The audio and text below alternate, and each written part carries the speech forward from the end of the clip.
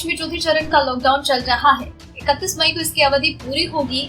अब ऐसे में हर कोई यही जानने को उत्सुक है कि क्या 31 मई के बाद लॉकडाउन बढ़ेगा या नहीं, क्या अब लॉकडाउन 5 आएगा या नहीं। गोवा के मुख्यमंत्री प्रमोद सावंत ने कहा कि कोविड-19 के मामलों में तेजी को देखते हुए लॉकडाउन को और 15 दिनों तक के लिए बढ़ाया जाना चाहिए।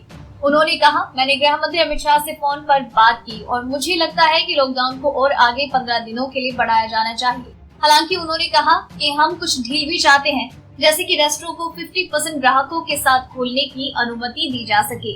भारत में लॉकडाउन 4 खत्म होने में बस 2 दिन बचे हैं। अब इस बीच आगे की रणनीति क्या हो, इस पर गुरुवार को गृह मंत्री अमित शाह ने राज्यों के मुख्यमंत्रियों के साथ बैठक भी की। अब तक राज्यों के मुख्यमंत्रियों के साथ ये चर्चा प्रधानमंत्री नरेंद्र मोदी करते आए हैं। उससे पहले कैबिनेट सेक्रेटरी राजीव गाबा ने राज्यों के मुख्य सचिवों से बात की। उनका फोकस उन 13 शहरों पर था जहां कोरोना के सबसे ज्यादा मामले सामने आ रहे हैं। इन सब कोशिशों के बीच चर्चा ये हो रही है कि क्या लॉकडाउन 5 आएगा। अगर लॉकडाउन 5 आएगा तो उसका स्वरूप क्या होगा। रेड जोन के बाजार के लिए क्या होगा नियम।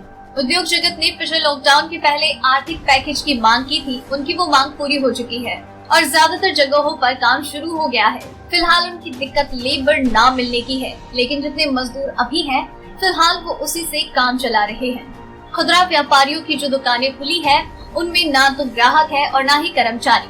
उन्हें फिलहाल सीमित समय तक के लिए खोलने की इजाजत दी गई है।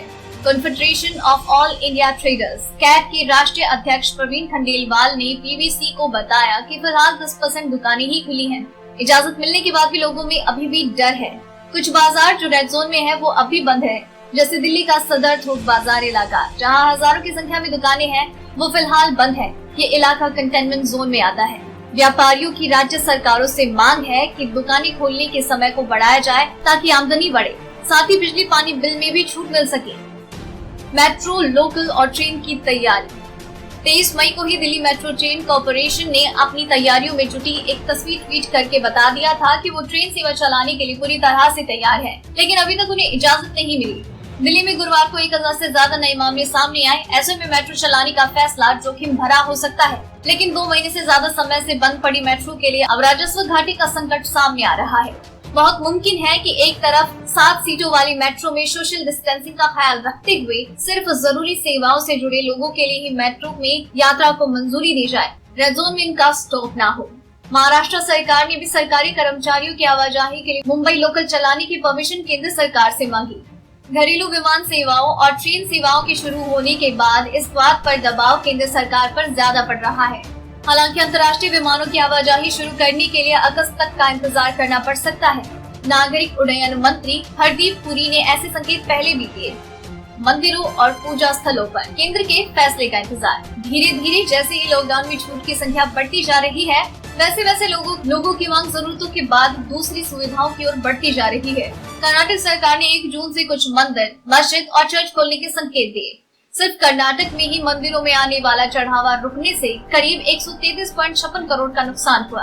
वहाँ पुजारियों और मंदिर के दूसरे स्टाफ को वेतन देने में दिक्कत आ रही है। यही हाल केरल के मंदिरों का है। त्रावणकोर देवास्वम बोर्ड टीडीबी के चेयरमैन एन वासु ने बीबीसी को कहा, हम अपनी कर्मचारियों को सैलरी देने की स्थिति में भी नहीं है। इस महीने करीब 25% वेतन काटा जा रहा है। टीडीबी केरल में करीब 125 मंदिर का प्रबंधन देखता है, इसमें सबरीमला भी शामिल है। लॉकडाउन की घोषणा के बाद इन मंदिरों में पैसा आना बंद हो गया है। वहीं दूसरी तरफ पंजाब में भी अकाल तख्त ने कहा है कि जब शराब की दुकानें खुल सकती है तो गुरुद्वारा क्यों नहीं। उत्तर प्रदेश में भी कादम्बरी मठ के महंत नरेंद्र गिरी ने ऐसी ही मांग उठाई है, लेकिन मंदिरों को खोलने में सबसे ज्यादा समस्या प्रसाद वितरण में आएगी। कोरोना संक्रमण के मद्देनजर किसी भी वस्तु को छूने पर हाथ धोने की सलाह दी जाती है। ऐसे में प्रसाद वितरण के लिए मंदिरों में क्या व्यवस्था होगी, ये पूजा घरों को खोलने के पहले ही तय करना होगा। धारावाहिकों और फिल्मों की शूटिंग। पिछले 2 महीने से सीरियल्स के ना तो नए एपिसोड आ रहे हैं और ना ही फिल्में रिलीज हो रही है और ना ही उनकी शूटिंग ही हो रही है। पिछले दिनों अक्षय कुमार की शूटिंग की एक तस्वीर जरूर सामने आई, लेकिन बाद में खबर आ रही है कि वो सरकारी एड के लिए शूटिंग कर रहे हैं। हजारों की संख्या में लोग इंडस्ट्री से जुड़े हैं। महाराष्ट्र में 28 मई को ही एंटरटेनमेंट इंडस्ट्री के लोगों की राज्य सरकार के नुमाइंदे से बात हुई। इस बैठक में इस बात पर चर्चा हुई कि किस तरह के नियमों को अपनाकर प्रोडक्शन का काम दोबारा से शुरू किया जा सकता है। बैठक में एंटरटेनमेंट इंडस्ट्री के लिए एक आर्थिक सहायता पैकेज देने की मांग भी रखी।